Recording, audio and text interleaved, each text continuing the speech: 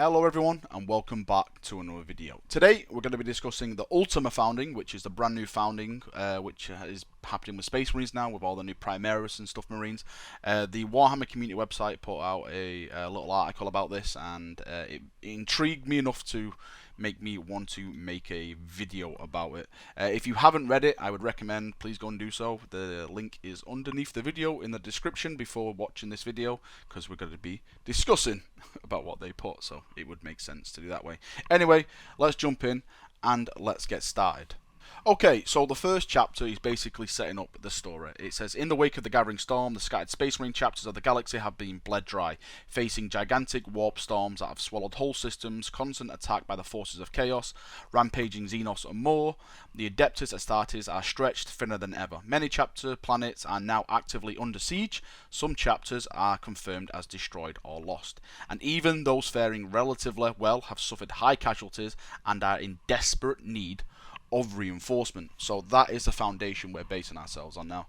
This is opening the door to letting the new Primaris Marines into each and every chapter. Like it says here, some chapters have been destroyed, some have just lost, some have suffered so many heavy casualties that they basically need the Primaris Marines to come in and bolster their ranks.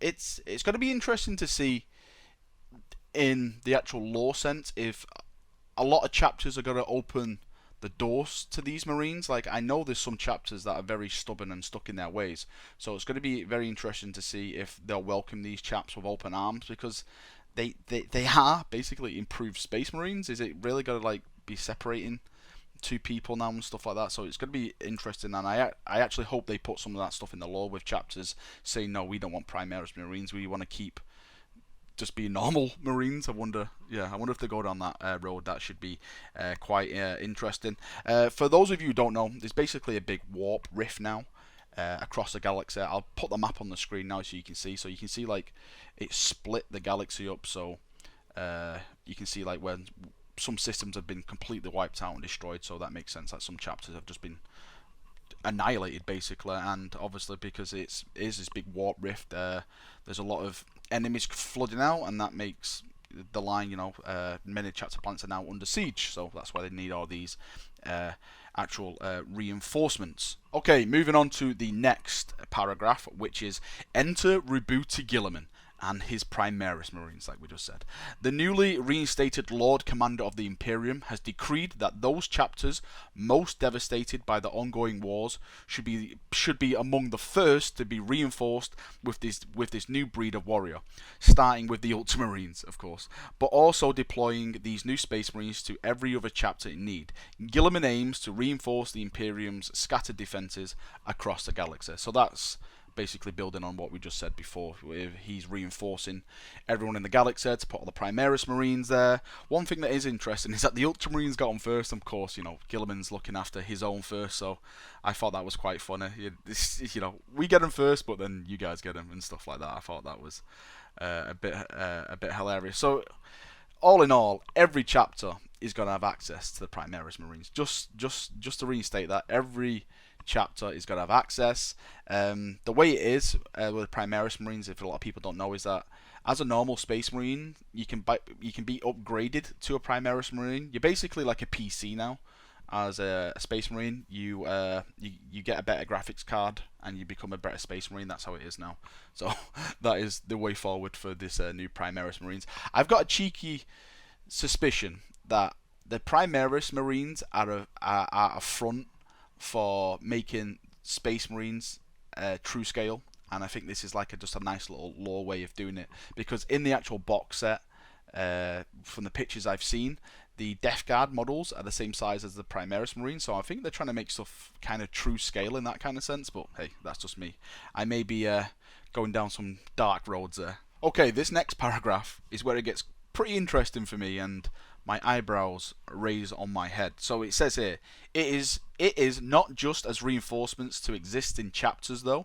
Guilliman has ordered the creation of a host of new chapters, the Ultima Founding, composed of entirely of Primaris Space Marines. The warriors of these new chapters were created entirely using the new process discovered by Belarus Crawl and the and his establishment with all the necessary weaponry, armor, and equipment. They'll need to conduct their defense of the Imperium. So, okay, we're getting a brand new founding now called the Ultima Founding. That's what this basically article's all about, where it's just Space Marines, which are Primaris Space Marines. That is it. There's no regular Space Marines in there. You now are having Primaris Space Marine chapters. This is very, very, very interesting. Because, first thing, it kind of backs up my theory that I had, what I just said a second ago about, maybe they're just trying to get rid of the normal Space Marine size so they can have this true scale. But in the actual lore sense, it makes it's so strange, because you have normal Space Marines and now you have these chapters of just Primaris Space Marines. And is it going to start doing stuff where people are going to be looking down on the normal Space Marines, like the Primaris chapters are going to start thinking, hey, we're better than these normal Space Marine chapters, even though some of these guys like are first founding chapters and stuff? Is it going to start going down that kind of road where there may be some fights, or maybe people just not getting on with each other because one's a normal Space Marine and one's a Primaris Space Marine? Is this basically the end of the normal Space Marine now over the next couple of years? Are we just going to see them faded out from the universe? Not in like a marketing sense, I mean like in a lore sense. Are they not going to start doing the old kind of Space Marine way anymore, or is it just going to be the Primaris Space Marine way from now on? And of course they've got all brand new weapons and armor to go with that, because Call is doing all his fancy stuff.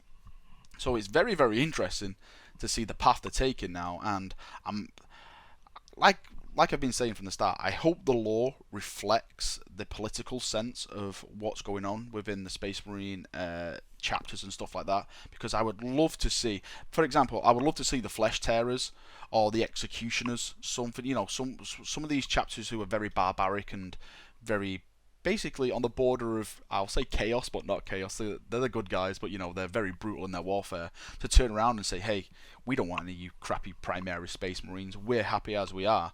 And then maybe Guilliman will be like, well, no, you need these and you need this, and they're like, no, screw you, and stuff like that. Because I know the Flesh Tearers absolutely hate Guilliman, and they hate the Ultramarines for what they did by splitting up the Codex Astartes and stuff. So I hope that's explored a bit, with all this new lore and all that kind of stuff. So it will make for some fun reading for someone who enjoys that like myself. Okay, the next chapter it goes into say here, these chapters still trace their genetic lineage back to the gene seed of the first founding. The signs of all 9 loyalist legions emerge from the vaults beneath the Red Planet. They benefit from 3 additional organs and a larger size. Of course, they're bigger and they've basically just been upgraded, like we said before. But it still remains to see if Call was able to successfully stabilize any of the known genetic deviations or impart any additional resistance to the effects of chaos.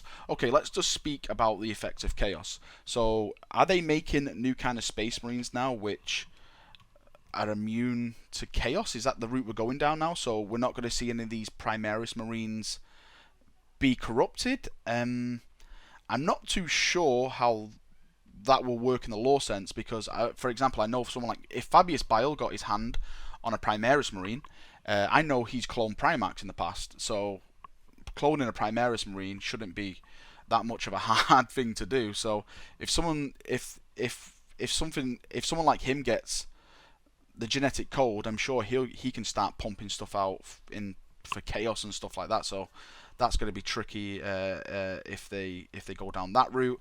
And going back to the genetic deviations, that is very interesting, because we know, for example, there's some chapters, for like the Space Wolves, who the Wolfen, and we have the Blood Angels, you've got the Red First and the Black Rage and stuff. If they can fix those genetic stuff in their gene seed, that is very, very, very good news for those chapters. Now, of course, then you have to look at it from the actual tabletop sense as well. If Carl manages to fix some of these genetic flaws, let's say, let's take, for example, the Blood Angels. They have something called the Black Rage. They have something called the Red First as well. But let's say he fixes the Black Rage. Now, if you get the Black Rage, you get into you get put into something called the Death Company. Now the Death Company, they're awesome looking, let me just say that, but they also have some pretty nice stats as well. So from a tabletop sense, if he manages to fix that through the lore, does that mean that the Death Company will start to fade away from the actual tabletop, and you won't be able to see them anymore? It's kind of weird how they're doing this. Of course, nothing's confirmed at all. You know, this is just some passing text. It may just not fix it at all, and they're just the way they are, which I wouldn't mind, because I would love to see Primaris Death Company Marines. That would be very, very nice to see. Anyway, let's finish this and let's do some more talking. So the last paragraph states here, many of the new chapters have been assigned homeworlds on the edge of the Great Rift, the Imperium's new front line in the war against chaos, though some have inherited the empty fortress monasteries of chapters that have long been lost to the attrition of the constant war. Many of these worlds face a continuous battle against demons of the warp, as well as an unpredictable mix of Xenos raiders, pirates, and invaders. Again, that is a very interesting paragraph, because we're going to start see chapters taking up some of these fortress monasteries. So I think it's going to be the new Primaris Marines are going to inherit empty fortress monasteries. But I'm wondering, I wonder if they're going to start bringing back